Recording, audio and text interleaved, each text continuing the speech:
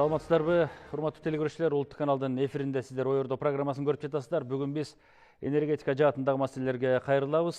Тактап айтканда, өзүнүн энергетика өндүрүүдөгү потенциалын толук колдонуу багытында бараткан Кыргызстан өзгөчө көңүл бурушу керектелген бул жашыл же болбосо таза энергияны өндүрүү деген маселени канчалык деңгээлде биз колго алдык жана анын келечеги кандай деген суроого жооп берсек деп турабыз. Анын маанилүүлүгүн бүтүндөй дүйнө айтып атат, бирок Кыргызстан үчүн орду кандай, анын эмнеси менен маанилүү экендигин бүгүнкү эфирде түшүндүрсөк деген оюбуз турат. Студиябызда Кыргызстан улуттук электр тармагы ачык акционердик коомунун башкы директору Алтынбек Рыспеков келип отурат. Саламатсызбы? Эмил Орозбаев мырза Кыргыз Республикасынын министрлер кабинетине караштуу Жашыл энергетика фондунун директору студиябызда. Чакан ГЭС ачык акционердик коомунун башкы директорунун ордун басары Улан Астаркулов мырза студиябызда жана энергетика тармагы боюнча экспертибиз Азамат Асановду чакырганбыз. Саламатсыздарбы? Урматтуу катышуучулар, дагы бир жолу кептин башын Алтынбек мырза сизден баштайлы. Бул жалпы тармакта олуттуу иш алып барып аткан уюм катарында бүгүн биз баягы Кыргызстандын энергетикалык потенциалын өстүрүүдөгү кимдин ролу канча дегенге келгенде ар бир тармак өзүнүн салымын кошобуз деп туруп атпайбы? Ана бизде кайсы бир мезгилде жанагы энергетикалык тартыштык пайда болгондо кандай кылабыз? Биз мына гидроэнергетика мүмкүнчүлүктөрүн толук колдоно албай калдык. Кайсыл өңүткө ойбуз деп турганда бизде кайсыл жерден энергетика энергия өндүрүү мүмкүнчүлүгү болсо ошол жерде от жагабызбы, газ жагабызбы, мазут жагабызбы, баардыгын иштетпесек болбой калды дегенбиз. Бирок кийинки мезгилде дүйнөлүк багыт ошого баратат. Биз жер планетасынын табиятын сактап калалы, ар бир мамлекет ошого кам көрсүн деген чоң чакырыктын аркасында биз ошол салым кошо турган тармактардын бири катарында Кыргызстан бул ошол энергетика экендигин белгилегенбиз да. Эмнеси менен маанилүү экендигин сиздер кандай түшүндүрүп атасыздар бүгүн? Саламатсыздарбы? Сурооңуз боюнча айта кетсек, биринчиден мен ушул энергетика тармагында биздин ачык акционердик коом Кыргызстан улуттук электр тармактар ишканасы кайсыл багытта жумуш алып баргандыгы боюнча бир кыскача айтып өтүп кетсем, биздин компания бул электр станцияларынан иштеп чыккан электр энергияны, башкача айтканда ГЭСтерден иштеп чыккан электр энергияны ар бир керектөөчүгө чейин жеткирип берүү кызматын жасайбыз. Башкача айтканда бизде өзүңүздөр билесиздер, эки чоң компания бар, электрический станция, анан Кыргызстан улуттук электр тармактар ишканасы. Биздин ишканабыз ошол чыккан электр энергияны толугу менен ар бир абонентке жеткирип берүү кызматын кылат. Транспортировкасын жасайбыз. Ошондой эле бизге өзүбүзгө тиешелүү болгон аба чубалгылары, көмөк чордондору, ушулардын баардыгын оңдоп түзөө жумуштары менен толугу менен биздин компания алектенебиз. Ошондой эле электр энергияны ар бир абонентке жеткирип берүү болгондон кийин бул жерде ЗБТ тарабынан дагы биз жумуштар, реализация боюнча да жумуштарды биз алып барабыз. Жалпы сиздин берген сурооңуз боюнча, жалпы энергетика боюнча айта турган болсок, бүгүнкү күндө өзүңүз айтып өтүп кеткендей, бул биздин потенциалыбыз, биз дайыма айтып келебиз, бир 10% гана өлчөмдө потенциалыбызды колдонуп келатабыз деп, бизде деген андан абдан көп мүмкүнчүлүк болчу, ошонун бир 90%-ын колдонбой келатабыз бүгүнкү күндө. Бул маселе келечекте азыркы учурда каралып аткан чоң проекттерди кошуп эсептегенде чоң ГЭСтердин куруу маселелери жөнүндө сөз болот. Бул ошондой эле ГЭСтерден сырткары биз бүгүнкү күндө күндөн иштеп чыгуучу электр энергияларын станцияларын куруу, шамалдан иштеп чыгуу электр станцияларын куруу боюнча дагы энергетика министерствосунун аябагандай чоң бир жумуштар алып барып атат десем мен жаңылбайм. Ошолордун ичинде биздин өзүбүздүн Кыргызстан улуттук электр тармактар ишканасы бүгүнкү күндө элге электр энергиясын сапаттуу жана үзгүлтүксүз жеткизип берүү максатында азыркы учурда бизде кышка даярдык боюнча аябагандай чоң багыттагы жумуштар жүрүп жатат. Алардын анча мынчасына токтоло кетишим керек, элге маалымат катары айтышыбыз керек. Бүгүнкү күндө айта кетсек, жалпы биздин тармакта жабдуулар боюнча айта турган болсом, мен бүгүнкү күндө 116 көмөк чордондо капиталдык ремонттор өткөрүлдү. Жалпы биздин компания боюнча айтып өтүп кеттим. Андан сырткары 1654 трансформаторный подстанциялар деп коебуз. Андан сырткары 414 километр аба чубалгысында, чакырым аба чубалгысында капиталдык ремонттор өткөрүлдү. Ошондой эле 1,5 миңден километрден ашыгыраак 10 жана 0,4 киловатт болгон чыңалуудагы капиталдык ремонттордон өткөрүлдү. Андан сырткары бизде утурумдук ремонттордор деп коебуз. Алар 367 жалпы көмөк чордондо ремонттор бүгүнкү күндө графиктин негизинде өткөрүлдү. Ошондой эле 10.702 типида ремонт жүргүзүлдү. Андан сырткары 21.000 километр 10 жана 0,4 киловаттык электр тармактар чыбалгыларында отурумдук ремонттор өткөрүлдү. Ошондой эле кышка даярдык боюнча үзгүлтүксүз электр энергиясы менен камсыздык боюнча сөз болуп аткандан кийин андан сырткары бүгүнкү күнүбүздө реконструкциялоо, ошондой эле капиталдык курулуш багытында дагы аябагандай чоң жумуштар жүрүп жатат. Эгер мүмкүнчүлүк болсо мен буга деле токтолуп кетсем. Кийинки бөлүгүндө токтололу, себеби кепти сизден баштаганын себеби дагы ушул. Бизде Кыргызстандын аяк башына электр энергиясынын чубалгыларды тартып, жанагынча сиз айтып аткан подстанцияларды, трансформатордук бөлүктөрдү баардыгын жыл сайын ремонттоп, ошол элдин керектөөлөрүнө камсыздоонун убарасы канча экендигин жыл сайын биз көрүп атабыз да. Өзгөчө белгилегенде кыш мезгилинде жана башка учурларда. Ошол эле маалда бизде жанагы жашыл энергетиканы же болбосо таза энергетиканы өнүктүрүүнүн мүмкүнчүлүктүү багыттары катарында чакан ГЭСтерден баштап күндөн, желден жана башка булактардан энергияны алабыз деген орчундуу маселе бар. Мына ошолордун баардыгындагы биз жерме жер, мисалы электр энергиясын жеткире албай аткан Зардалыга чейин биз ошол жериндеги мүмкүнчүлүктөрдүн баарын колдонуп, ошол чөлкөмдүү энергия менен жеринде камсыздайлы деген сыяктуу жаңы системаларды орнотуп аткандыгыбыз дагы сиздер башкарып турган баягы камсыздоо, жеткирүү деген баягы тармакты ишин дагы жеңилдете турган мүмкүнчүлүгү бар экендигин да белгилеп атабыз да. Экинчи жагы болсо бизде мына керектөө жыл сайын өсүп атат. Жыл сайын ички керектөөбүз дагы өсүп атат. Ошол эле маалда бизде потенциалды толук колдонуу менен экономикалык артыкчылыгын өркүндөтөлү, биз четтен сатып алып отурбай, эми Кыргызстандын энергиясы баланча жерге кетти деп Каса Миң аркылуу сата турган потенциалын баарын өстүрөлү деген жаатта бизде баардык тармактын ушул салымын түшүнүп атабыз да. Ошол эле экинчи жагы биз канчалык ошону жасай алабыз деген суроода туруп атат. Биз көнүп калган ГЭСтерде өндүрүлгөн, жылуулук электр борборлорунда өнүктүрүлгөн энергиябыз турат. Экинчи жагы биз мына Кыргызстанда шамал энергиясын алабыз, күн энергиясын алабыз деп аракеттерди баштаганбыз. Эмнеге жетише алдык бүгүн? Биздин мүмкүнчүлүгүбүз канча деп эсептелип атат? Рахмат сурооңузга. Саламатсыздар, урматтуу телекөрүүчүлөр. Аябай жакшы суроо болду. Белгилей кетсек, мына Жашыл энергетика фонду өзүңүздөргө маалым болгондой 2022 жылдын ноябрь айында түзүлгөн. Мына 2,5 жыл толук ишмердүүлүгүнүн негизинде мына урматтуу президентибиз Сооронбай Жапаровдун тарабынан Жашыл энергетика фондуна ошо президенттин жарлыгы белгиленип кеткен. Ошо жарлыктын алкагында ошо Жашыл энергетика фонду азыркы тапта ошо Кыргызстан боюнча жер тилкелерин, ошол энергияны кайра жаралуучу булактарына жер тилкелерин бөлүп берүү мамлекеттик мекемеси болуп эсептелет. Тактап айтып кетсек, мына 2,5 жылда кандай жумуш жүрдү десеңиз, тактап цифрлар менен айта турган болсок, мына кичи ГЭСтерге биз жалпы Кыргызстан боюнча 45 жер тилкесин өткөрүп бердик. Анын жалпы кубаттуулугу болжолдуу 150 мегаваттка барабар болот. Андан сырткары мына күн станциясынын куруу боюнча 15 жер тилкесин өткөрүп бердик.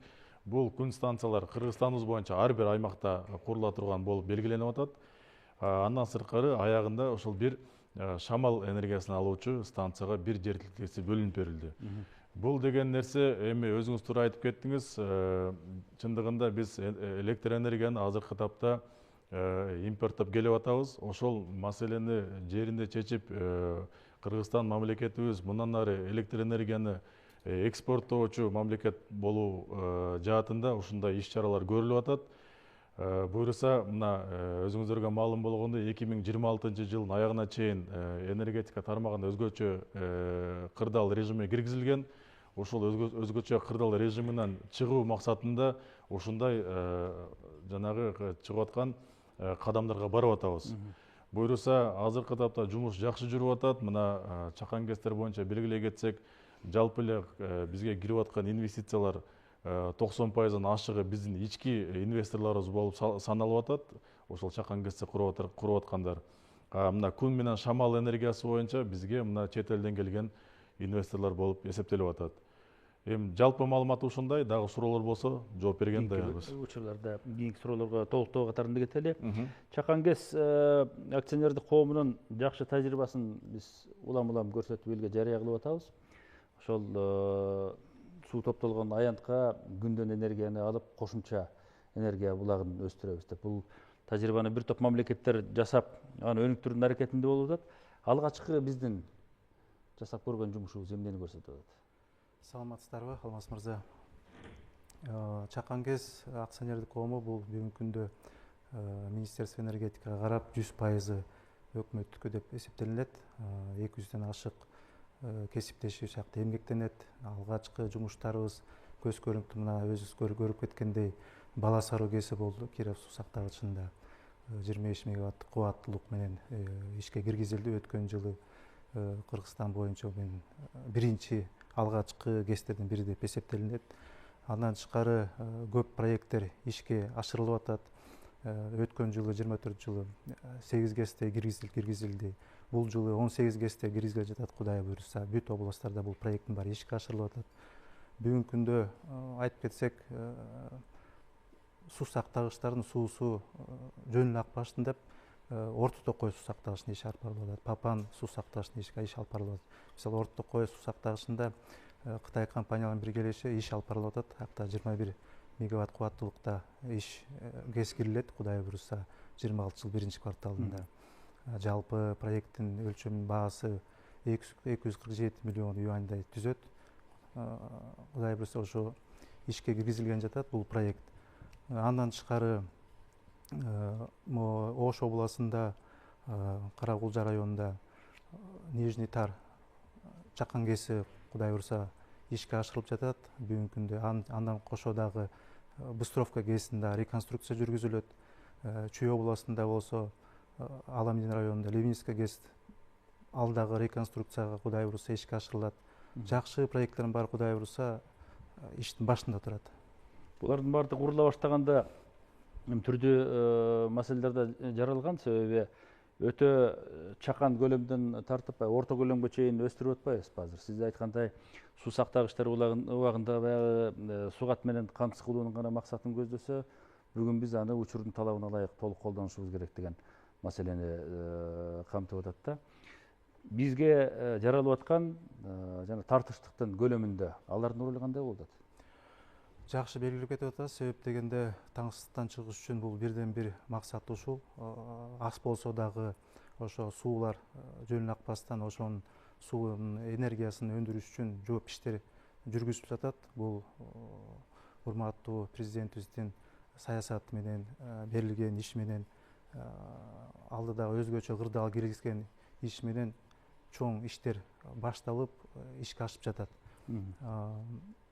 Бизде мына бүгүнкү күндө 10 КЭС жумуш иштелип жатат. Ал 10 КЭСти алсак, сиз айткандай суу сактагычка суу тарабына кетип суунун жөн пайдаланбастан ошо электр энергия өндүрүш үчүн ошо 10 КЭС Чүй областында иштелип жатат. Ошонун бири мына Малы КЭС деп коет, кичи КЭС. Анын ишке кирилгени 1929 жылы. Эскилиги жеткендиктен карата ошондой КЭСтердин реконструкцияларын талап кылынып жатат. Ал КЭСтер бүгүнкү күндө 29 жылы болсо, алды 56-57 салынган КЭСтер. Бизде ортодо бир кайрылуулар болгондо, жеке биздин редакцияга, ушул ой ордо программасына Чакан КЭС куруудагы маселелердин бири катарында сиздердин жанагы ташып жеткирүү деген маселе болуп атпайбы? Ошол негизги тармактарга кошулуу эрежелери жана башка деген маселелер боюнча бир каттар келчү да бизге дагы. Убагында баягы баа саясаты менен анан ушул транспортировкага тиешелүү жагдайларда кыйналчу элек деген нерсени көп жазышчу бизге. Кантип жардам берет? Бүгүн анын баары чечилди болсо керек. Бул маселе боюнча айтып өтүп кетиш керек. Туура суроону көтөрдүңүз. Ошон үчүн биз энергетика министрлиги, ошонун ичинде эле биз ушул Чакан КЭС компаниясы, Кыргызстан улуттук электр тармактары компаниясы биз дайым ошол кичинекей Чакан КЭСтерди курчу кызыктар адамдарга биз алдын ала маалыматтарды беребиз да. Ушул жумушту баштаардын алдында сөзсүз түрдө кайсы жерде Чакан КЭСти курууга мүмкүнчүлүк бар болсо, ошону менен параллельно биз менен чогуу иштеш келе деп. Ошол курулчу жерден жакынкы арада биздин аба чубалгаларыбыз өтөбү? Жакынкы арада биздин көмөкчү жардамдар барбы? Ошолор боюнча багыт боюнча иш алып барса, биз алдын ала аларга маалыматтарды берип, жөнөкөйлөтүү жолу менен кошулганга биз техникалык шарттарды беребиз да. Кээ бир туура айтасыз, кээ бир учурда ушундай учурлар болуп калып атат. биздин аба чабалкылардан бир 50-60 километр алыстыкта жерде курабыз да жашап, анан биз силерге кошулушубуз керек деген учурлар болуп калган. Андай учурда биз деген сөзсүз түрдө бүгүнкү күндүн мыйзамы боюнча аларга биз аба чабалыгын тартып барганга бизде мүмкүнчүлүк жок. Ар бир ошол чакан ГЭСти курган компания өзү биздин жакынкы арадагы аба чабалыбызга келип кошулуш керек мыйзам боюнча. Ошон үчүн бул жалпысынан алып караганда биргеликте жумуш алып барсак, биз ойлойбуз ошондо гана жакшы чечим болмок деп. Акыркы учурларда ушундай багыт боюнча жакшы жумуштар жүрүп атат. Мына Жашыл фондудан айтып өтүп кетпеди, биргеликте жумуш алып баратабыз деп. Биргеликте деген сөздүн мааниси ушул да. Жөнөкөй жол менен кантип ушул чакан ГЭСти курганда кайсыл жол менен акыркы керектөөгө чейин кантип кошулушалат, кантип документациясы бар, ушунун баардыгына жардам берүү багытында гана биргеликте иш алып барайлы деген максатыбыз ошол да. Ошондо гана курган адамга дагы жакшы, жеткирүүчү бизге компанияга дагы жакшы, ошондой эле Жашыл энергетика фондуна дагы ыңгайлуу болуп атпайбы? Ошондуктан дайыма биргеликте жумуш алып барышыбыз керек деген саясатыбыз ушул да. Ооба, баягы чындап эле биздин Коктогулоттон аккан суунун баарын эле кура берсе болот деген бир ишеним бар. Экинчиси мына ушундай татаалдыктарга келгенде жалпы саясатка баш ийиш керек деген жагдай бар. Караш керек. Азамат мырза, бизде мында акыркы жылдарда абдан активдешип баратат. Убагында жана биз белгиледик, тариф маселесине байланыштуу ушул чакан ГЭСтерди куруу же болбосо күндөн энергия алуу, шамалдын энергиясын жеткиребиз деген мындай демилге көтөргөн тараптар. Кантип иштейбиз, маселе кантип чечилет? Бул жерде баягы мыйзамдык база жок, укуктук база толук шартка келген эмес. Биз келише албай атабыз, сата албай атабыз. Биз ортодо мындай түшүнбөстүк пайда болуп атат деген татаал маселелер болчу эле да. Ошондугун баардыгын жолго салуунун аракети кандай деп ойлойсуз? Азыр бир мындай Кыргызстан толук ар тараптуу, ар багыттуу потенциалын колдонуунун жолуна түшө алдыбы бүгүн? Саламатсыздарбы? Бүгүнкү күндө энергетика министрлиги тарабынан көптөгөн иштер жүрүп жатат, алгылыктуу. Бирок биз бир нерсени дагы эске алсак да, любой энергосистема өнүккөн сайын анын көйгөйлүү маселелери көбөйө берет. Жана ал көйгөйлөр татаалдаша берет да. Ошондуктан бүгүнкү күндө биздин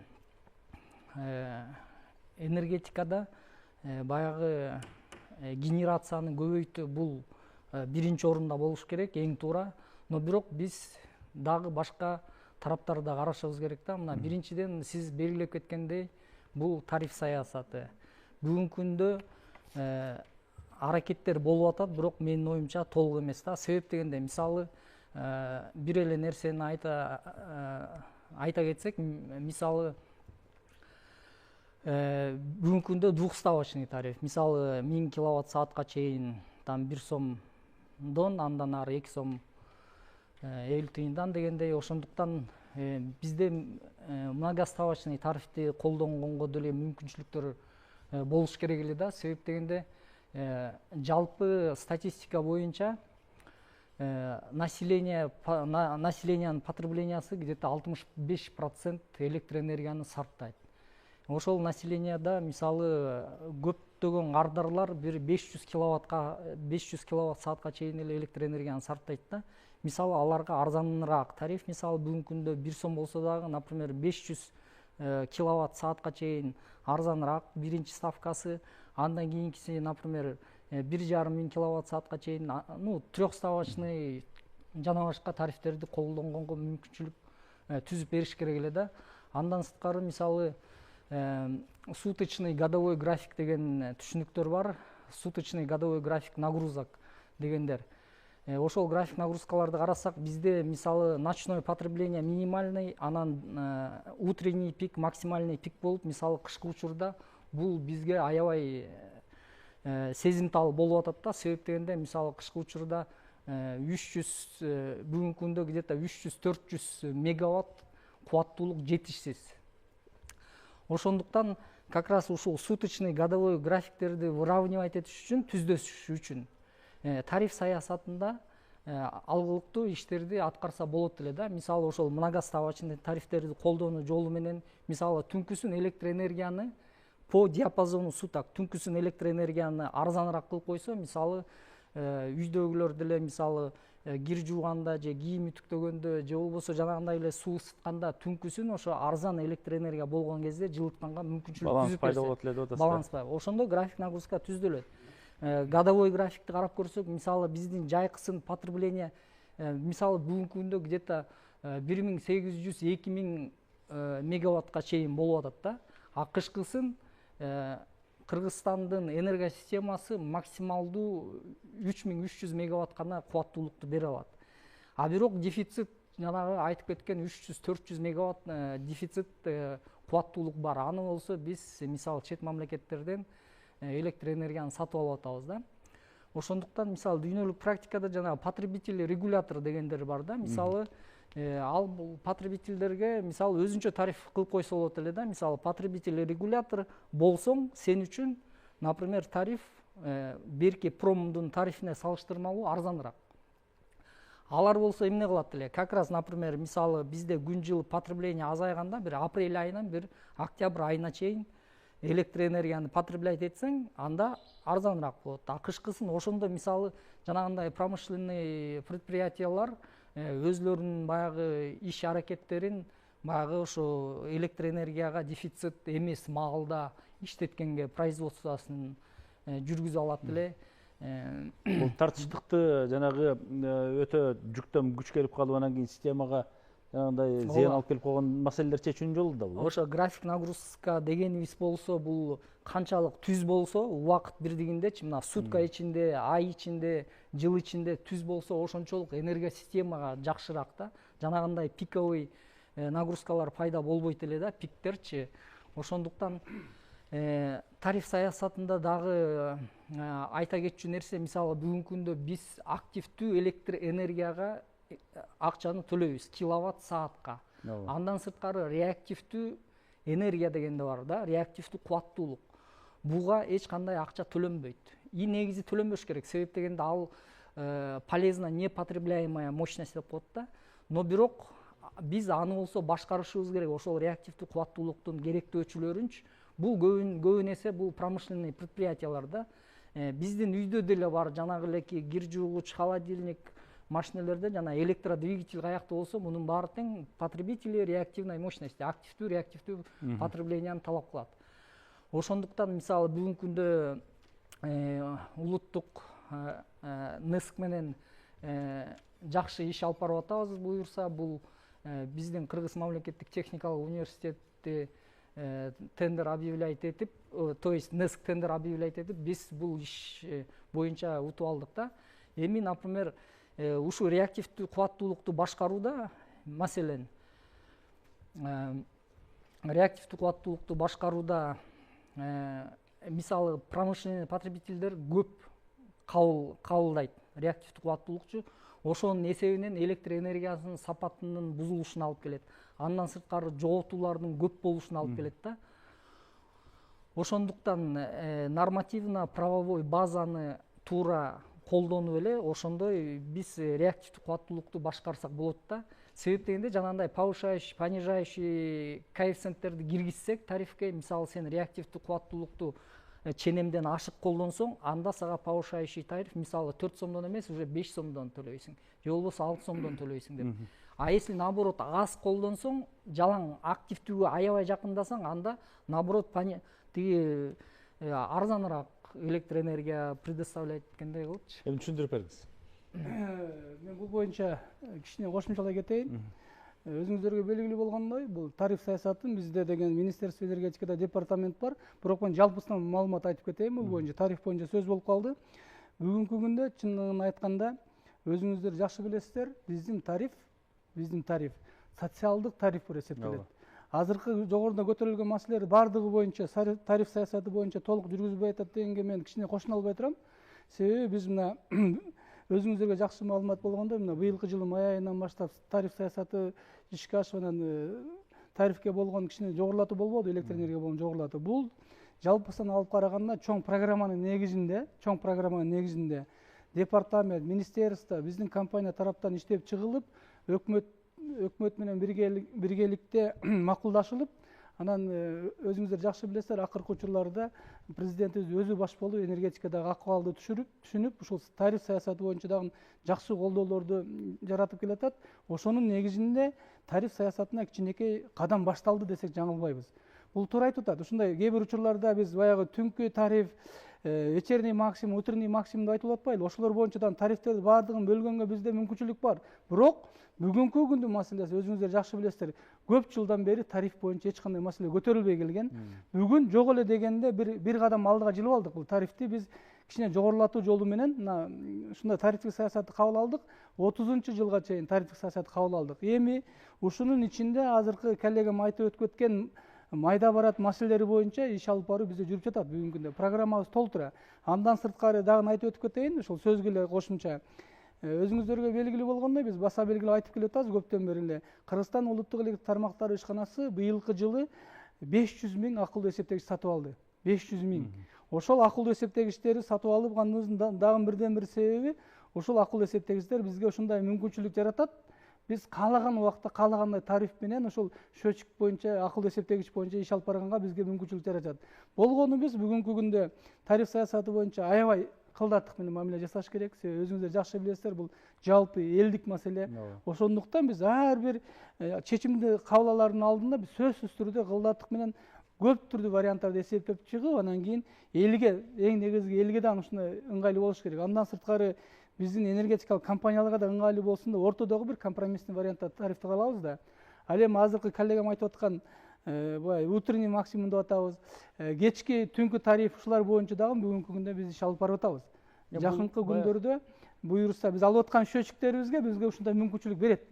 Счетчиктерибиз буюрса электр эсептегичтерибиз. Ар бир учурдун өзүнчө эсептеп. Ар бир керек болсо ар бир сааттан регулировка кылсак болот. Тууралай турат. Телегөрүүчүлөрүбүз түшүнүп калбасын, дал ушундай саясат эртең бүгүн кабыл алына калып дагы эмнени ойлоп таап атат деп. Бул таптакыр башка алкактагы иш экендигин биз белгилеп кетишибиз керек. Себеби чынында эле базар экономикасынын шартында ар бир товарды колдонуунун өзүнүн эрежеси деген түшүнүктөр ар бир тармак үчүн өзүнө тиешелүү.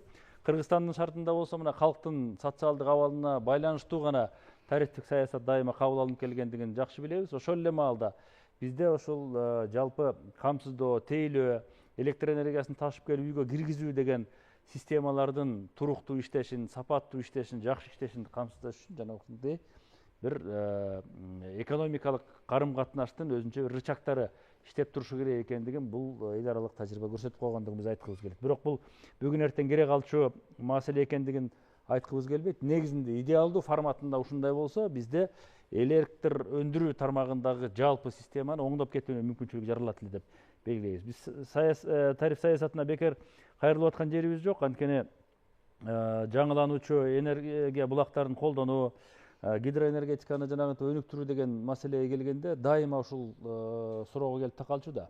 Инвесторду алып келип ошол жерге курулуш жүргүзөйүн десең, тариф саясатынын жанагынтип өзгөрүлбөгөндүгү, өтө төмөн деңгээлде калгандыгы, анан бир чечкиндүү сөз болот бекен, келечеги кандай болот экен дегенде жалпы саясат же болбосо мамлекеттик программа жооп бере албай турган учурда ушул ордунан жылбай кала берген. Болбосо убагында канча деген чакан кэстер курулуп калат эле, канча кадамдар болот эле дегендей нерселер. Анан чакан кэс акционердик коому мамлекеттин атынан жанагынтип мүмкүн болгон чоңураак кубаттуулук киргизе ала турган жерлердин баардыгында биз чакан өлчөмдөгү кэстерди куруунун жолун издеп атабыз да.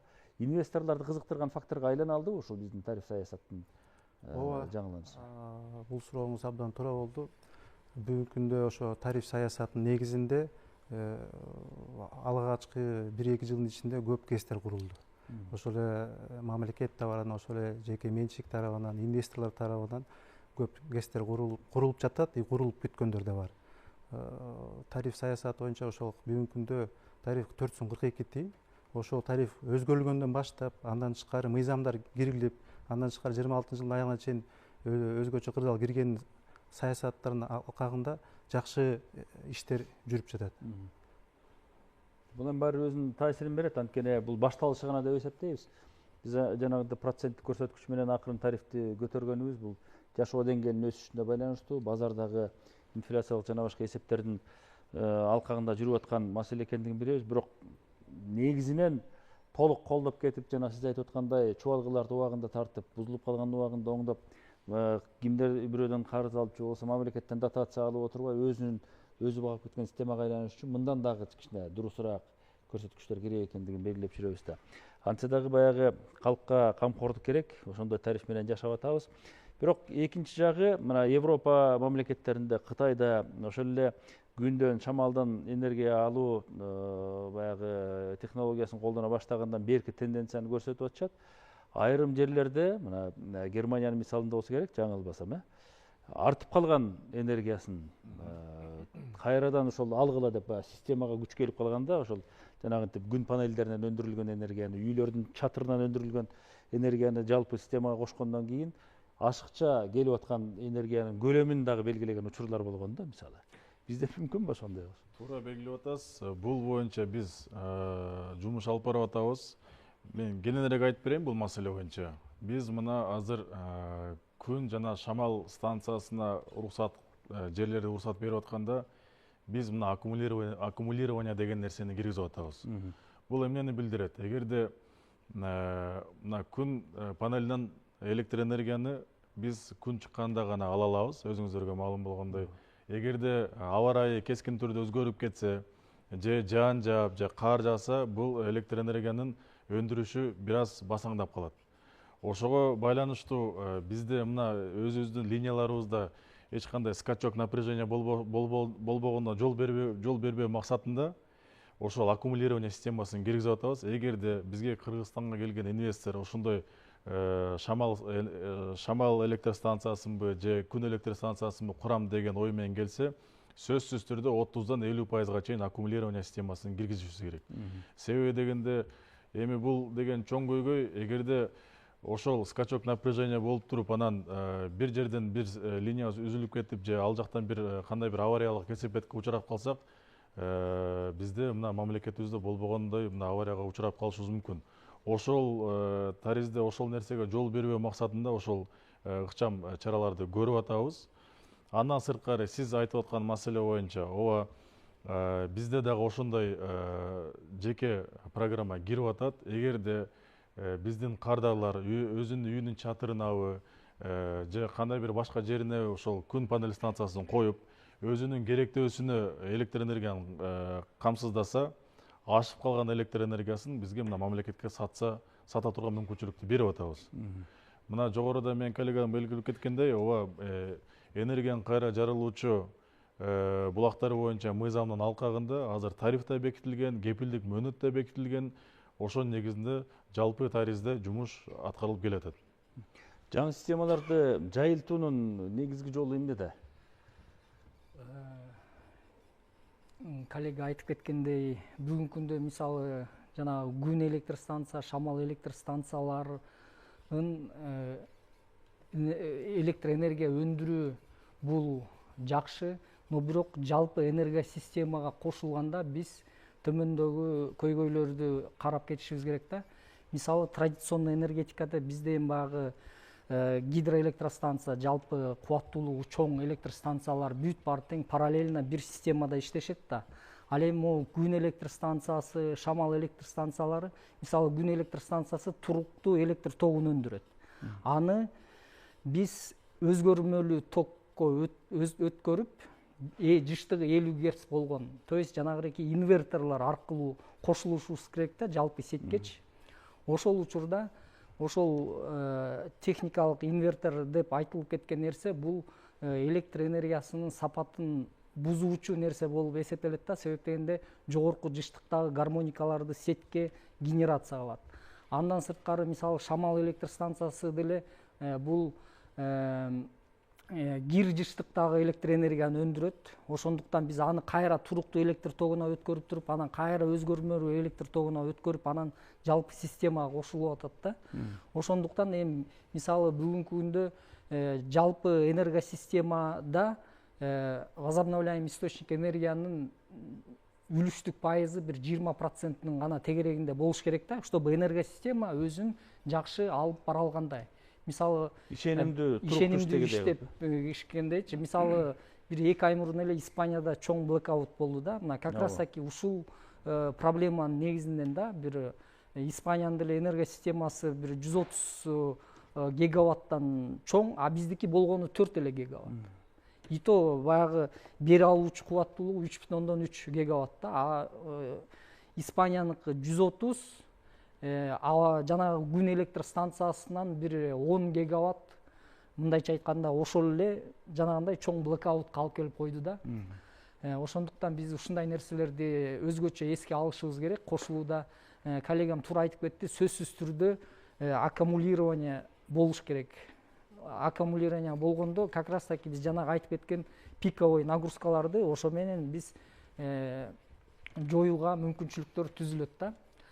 Андан сырткары биз бүгүнкү күндө жалаң эле генерация дебей, мисалы өзүбүздүн ичибиздеги мүмкүнчүлүктү да карашыбыз керек. Андан сырткары жанагы айтып кеткен реактивдүү кубаттуулук боюнча дагы жанагындай эч кандай биякта техникалык көптөгөн каражат, чыгымдар деле керектелбейт. Башкача айтканда баягы нормативно укуктук базаны тууралап эле определенный нерселерди чекке киргизип койсок, алар уже бири-бирин өзлөрүн регуляция кылып туура жолго салат деле. Демек сиз айтканда биз кээде элестетип алабыз да, Кытайдын мисалында бир материал чыкса, же Европанын мисалында бир материал чыкса, баарыбыз эле каалаган жерибизге панель коюп эле электр энергиясын өндүрүп жыргай берет экенбиз дегендин артында да татаалдыктарды айтып атасыздар, туурабы? Ооба, сөзсүз. Система, башкаруу, жөнгө салуу, көзөмөлдөө кимдин колуна өтөт, кимдин коопсуздугун камсыздайт дегендин баардыгын шайкеш келтирүү деген туура айтып атасыз. Себеби бизде көпчүлүк учурда электр энергиясын өндүрөт десе эле бир бара айланыш керек дагы, анан кийин ар жагынан свет чыгып эле жашоо жакшырып калгандай элес калтырган да учурлар бар. Ошон үчүн мунун баардыгы баягы чынында жөнгө салыныш керек деген маселеге такалып аткандыгы бекер эмес. Анткени бизде буга чейин деле жанагы суу сактагычтардын баардыгына бир гэстерди куруп коелу деген чакырыктар дайыма болуп келген. Азыр болсо эми суу аккан жердин баардыгына курса болот экен деген дагы түшүнүк татаал экендигин байкап атпайбызбы? Ал бизде жалпы линия болуш керек, анын тарифтик саясатка ташып келүүнүн нормасы жетеби, жетпейби, мүмкүнчүлүк барбы жалпы системага жооп береби дегендей. Үчүнчү жагы мына сиз белгилегендей, мына туруктуу электр булагын камсыздай турган ири өндүрүштөн алынган энергиянын 20%-дан ашпасын деген дагы норманын бир көрсөткүчтөрү татаалдык чакырып атат да. Болбосо бизде Кыргызстандын баланча жеринде шамал жүрүп атат, баланча жердин баарында мына күн туруктуу тиет, ошол жерге коюп койсо эле жыргап кетебиз дегендин баардыгы илимий эсеп, биздеги тактоо, анан кийин ушу турмуштук реалдуулукка туура келеби дегендин аныктамасын талап кылат экен да. Ооба, мен коллегама толук кошулам. Жакшы баяндама берип кетти, бул боюнча түшүндүрмө берип кетти. Чындыгында биз мына энергиянын кайра жарылуучу булактардын потенциалы, жалпы электр энергиянын потенциалы эгерде биз 10-14% колдонуп аткан болсок, энергиянын кайра жарылуучу потенциалы бул азырынча 1-2% гана колдонуп келе атабыз. Азыр биз учурда ушул жалпы иштерди алып бара аткандын себеби дагы ошол потенциалыбызды өнүктүрөлү деген кадамдарга барып атабыз. Кесиптешим туура айтып атат, 20%дан ашырбаш керек дегенге мен бул ойго да кошулам. Биз азыр ошол алып бара аткан жумуштардын баарын ишке ашырсак дагы биз 20%га жетебиз деген да бир күмөн бар да. Биз бул тармакты мындан ары өркүндөтө берсек болот, мындан ары алдыга жылдыра берсек болот. Мына бизге келе аткан инвесторлорго шарт азыркы учурда жагымдуу шарттар бар. Ушундай шарттардын алкагында келе аткан инвесторлорго болуп аткан биз шарттарды берип атканыбыздын натыйжасында ушундай жетишкендикке келип жетип атабыз. Эми азыр сиздерде суроо жаралышы мүмкүн, кайсыл жерде кандай станция курулуп атат, мына айтып эле атасыңар же бир иш жок депчи. Эми бул деген баягы бат эле болуп кала турган процесс эмес да. Себеби дегенде жердин трансформациясы бар. Андан сырткары жерди бөлгөндөн кийин укуктук ишеним актыларды ордуна келтирип, андан сырткары уруксат кагаздарын алып, анан кийин жана курулуш иштерине кирет. Буюрса, мына биз 2026-жылы биринчи күн станциясына 1 киловаттарды беребиз деген жакшы оюбуз бар. Буюрса, ошонун алкагында жумушту мындан ары да уланта беребиз. Дагы бир белгилей кетчү нерсе, мына биздин урматтуу президентибиз Сооронбай Жапаров жакында эле кол койгон жарлыктын алкагында 2030-жылга чейин биздин мамлекетибиздин улуттук өнүктүрүү программасына кол коюлган. Бул улуттук өнүктүрүү программасынын алкагында 4 багыт бар. Ошол 4 багыттын 4-үнчүсү бул жашыл энергетика багыты. Бул жашыл энергетика багыты эмнени билдирет?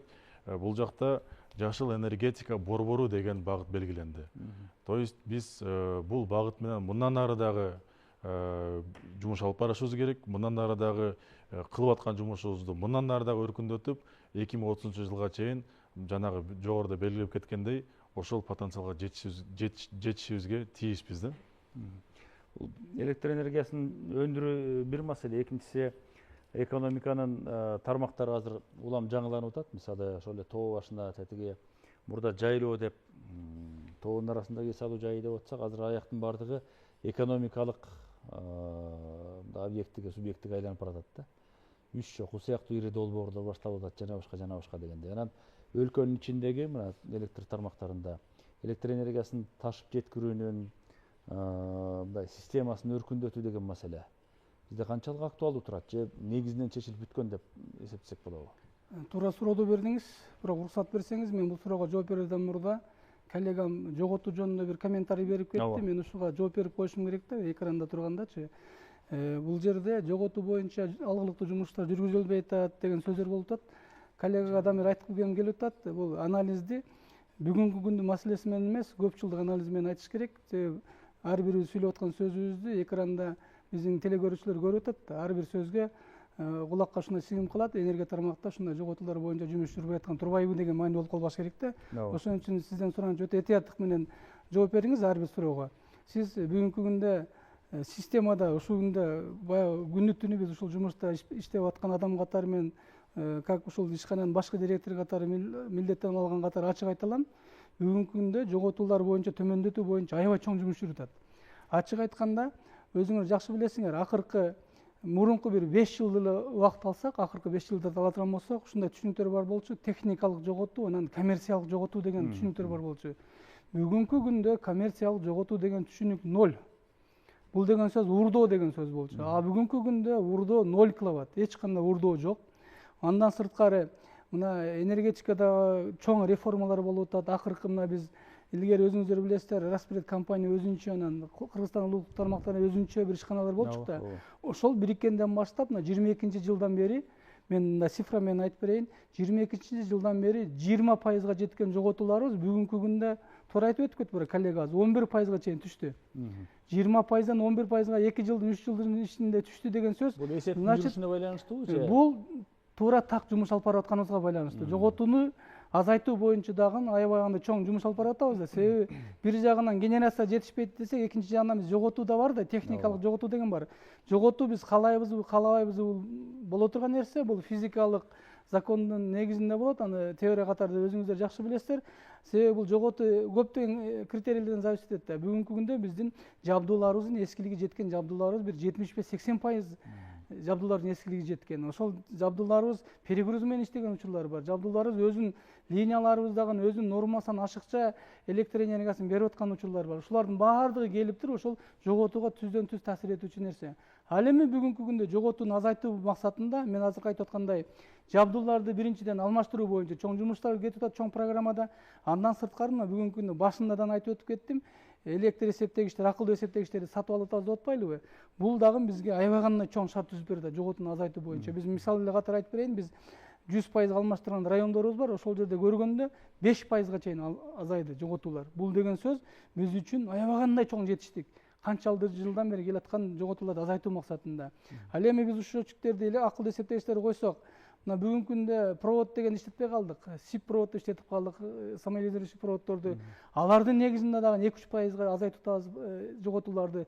Ушунун баардыгы жоготууну азайтуу боюнча чоң программа жүрүп аткандыгынын бир белгиси да. Муну айтып кетишим керек маалымат катары. Андан сырткары сиздин сурооңуз боюнча айта турган болсок, бүгүнкү күндө энергия тармакта действительно биз өзүбүздүн эле компания ала турган болсок, жылдан жылга электр энергияга болгон колдонуу аябай өсүп атат. Бул өсүүнүн бул жакшы нерсе. Себеби деген биз экономикабыз өсүп атат дегенди белгилейбиз. Башкача айтканда, мисал катары айтып кетейин, өзүңүздөр жакшы билесиздер, мына 24-жылы эле мамлекет башчыбыз, президентибиз баш болуп, ушул 100 объект деп программа коюшту. Бир жылдын ичинде 100 объектини киргизишибиз керек. 100 эмес, 100ден ашык, 110, 120 жакын объект ишке кирди 2024-жылы. Бул деген сөз ачык айтканда кубаттуулукту, электр энергияны талап кылган ошончо абонент кошулду деген сөз. Жөнөкөй тил менен айтканда 200-300 мегаваттка чейин кошумча электр энергиясын талап кылды. 24-жыл жөнүндө сөз болуп атат. Андан сырткары мына 25-жылы 6 айлыкта айта турган болсок, анда дагы көптөгөн ишканалар азыр ишке кирди да. Мен атайын статтан атайын эмелерди ала келгем, данныйлардычы. Мына январь менен майдын ичинде 25-жылы курулган бул жерде социал тармактар объекттер жөнүндө кичине айтып өтүп кетейин. Үйлөр курулуптур. 3272 квартира үй курулду деп атат. Бул 6 айлыктын ичинде эле. Андан сырткары мектеп курулуптур, 2 мектеп. Андан сырткары садиктер 4 садик курулду, больница, амбулаторный деп бир 5-6 объект курулуптур. Ушулардын баардыгы деген электр энергиясына талаптын жогорулашынын мааниси болуп атат да. Бул сөзсүз түрдө азыр сиз айтып өткөнүңүз, мындан сырткары дагы бизде аябаган чоң объектилерибиз бар, проекттер болуп атат. Өлкөлүк деңгээлдеги, мамлекеттик деңгээлде азыр үч чокуу жөнүндө сөз айтып кетпедиңизби? Ал боюнча дагы анын бүгүнкү күндө бизден кубаттылыкты сурап атканы 65-70 мегаваттка чейин кубаттылыкты сурап атат. Ага биз алдын ала, биз өзүбүздүн тармак алдын ала кантип электр энергиясын алып барып берүү боюнча иш-чараларды жүргүзүп атабыз. Ал жерге көмөк жордондор бүгүнкү күндө курулду, аба чабалгылар тартылып атат кошумча. Андан сырткары кубаттылыгы жетишпеген көмөк жордондорду кубаттылыгын жогорулатуу боюнча да чоң жумуштар жүргүзүп атабыз да. Мамлекетибиз боюнча мына дагы мисал катары айтып кетейин, чоң курулуштардан бири Жалал Абад областында мына жаңы аэропорттун курулушу жүрүп атат. Ага дагы ошончо кошумча кубаттуулук керек болот. Мен бир-эки жерде айтып кеттим. Андан сырткары өзүңүздөр билесиздер, ар бир шаарда бүгүнкү күндө ар бир шаарда мамлекет башчыбыз айтып келет го, ар бир шаарда жок эле дегенде 1 миллиард, 2 миллиард, 3 миллиардка чейин акча бөлүп берип атат. Булардын баардыгы объектилерди куруп атат. Экономикага салгылады го. Экономика салынып атат, жаңы объекттер кирип атат, экономикасы өсүп атат, электр энергияга болгон талап ошончолук жогору болуп атат. Цифра менен дагы бир жолу айтып кетейин, кечиресиз. Мына кыскача айтканда, бир суткалык керектөө бүгүнкү күндө 42 миллионго чейин жетти. Ал эми былтыркы жылы бул ушундай керектөө 35-32 миллион болчу. Көрсөңүздөр 10 миллионго жакын керектөө өсүп кетет бир жылдын ичинде. Мындай жагдайда сөзсүз түрдө система туруктуу иштешин камсыздаш деген абдан орчундуу маселе турат.